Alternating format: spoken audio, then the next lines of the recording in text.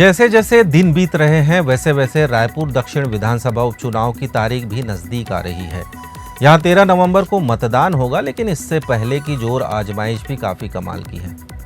जनता की दहलीज पर जरूर भाजपा कांग्रेस के प्रत्याशी और समर्थक खड़े हैं, डटे हैं, लेकिन सबसे पहले दांव पर तो बृजमोहन अग्रवाल की साख है, क्योंकि रायपुर दक्षिण विधानसभा सीट वो इलाका है जहां विधायक, मंत्री और अब सांसद के रूप में बृजमोहन अग्रवाल का सिक्का एक तरफा चलता रहा है।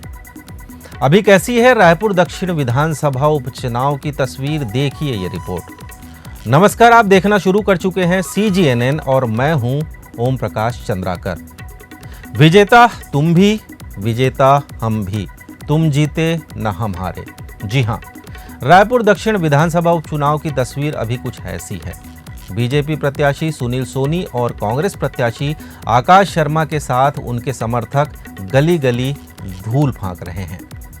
बयानों की बौछार है, आरोप और पलटवार की आंख मिचौली चल रही है, और इसी आंख मिचौली का आलम यह है कि बीजेपी और कांग्रेस के सामने न हम रहे और न तुम रहे जैसी नौबत आ गई है।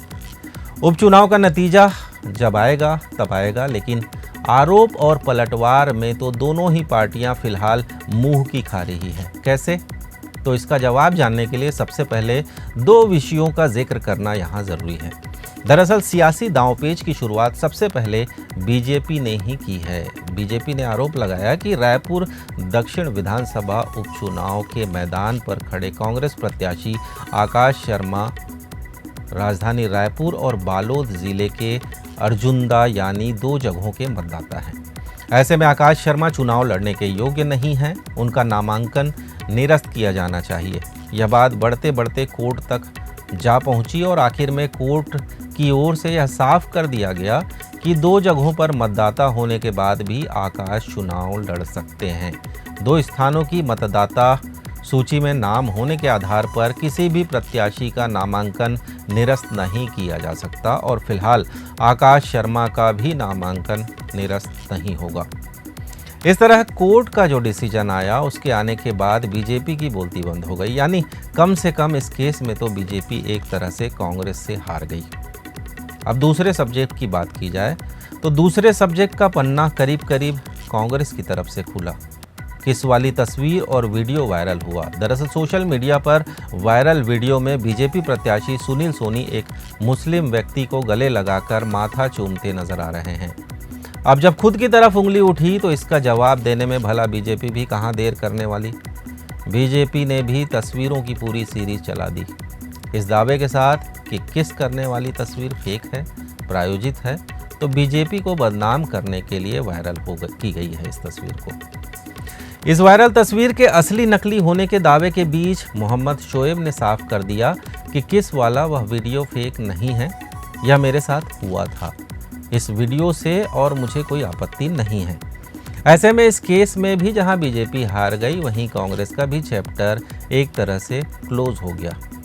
आगे और ज़्यादा बोलने के लिए कांग्रेस के पास कुछ नहीं बचा है, क्योंकि मोहम्मद शोएब खुद ही कह रहे हैं कि उस वीडियो से मुझे कोई आपत्ति भी नहीं है।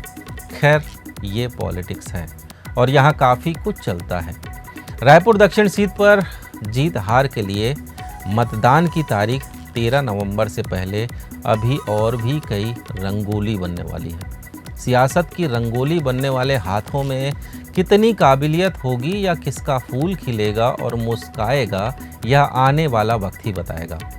बहरहाल दिलचस्प यही होगा कि रायपुर दक्षिण सीट का पर्याय माने जाने वाले बीजेपी की वरिष्ठ नेता बृजमोहन अग्रवाल, बीजेपी कैंडिडेट सुनील सोनी या कांग्रेस प्रत्याशी आकाश शर्मा के भविष्य का अगला पैराग्राफ कौन लिखेगा। तो ये तो रही हमारी खास पेशकश। देश और दुनिया की बाकी खबरों के लिए बने रहिए छत्तीसगढ़ न्यूज़ नेटवर्क यानी CGNN लाइव के साथ, क्योंकि इसमें है क्रेडिबिलिटी एंड करेज। नमस्कार।